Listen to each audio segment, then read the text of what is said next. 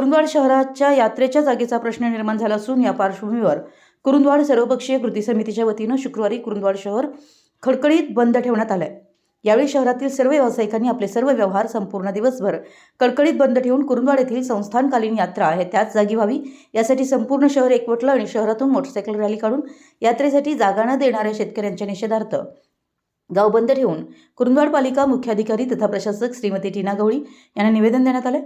कुरुंदवाड शहराची ओळख असलेले कृष्णावेणी यात्रा गेल्या अनेक वर्षापासून कृष्णा नदीच्या तीरावर भरत असून यात्रेसाठी ठराविक शेती 15 दिवसांसाठी राखीव ठेवण्याची परंपरा आहे।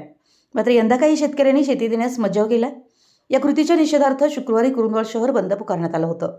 यावेळी शिवसेना जिल्हा प्रमुख वैभव उगळे, शहर प्रमुख बाबासाहेब सावगावे, डॉक्टर एस के माने, माजी नगराध्यक्ष रमेश भुजुगडे, राजू आवळे, दयानंद मालवेकर, आंबेडकरवादी संघटनेचे सुनील कुरुंदवाडे, राष्ट्रवादीचे तानाजी आलासे, अभिजित पवार यांनी तीव्र भावना व्यक्त केल्या। कुरुंदवाडची यात्रा ही भाविकांच्या श्रद्धेचा विषय असून परंपरा अबाधित राहावी यासाठी शेतकऱ्यांनी कोणतीही अडचण न आणता सहकार्य करावं, अन्यथा मंगळवारपासून बेमुदत शहर बंद आणि तीव्र आंदोलन छेडलं जाईल असा इशाराही राजू आवळे यांनी दिलाय।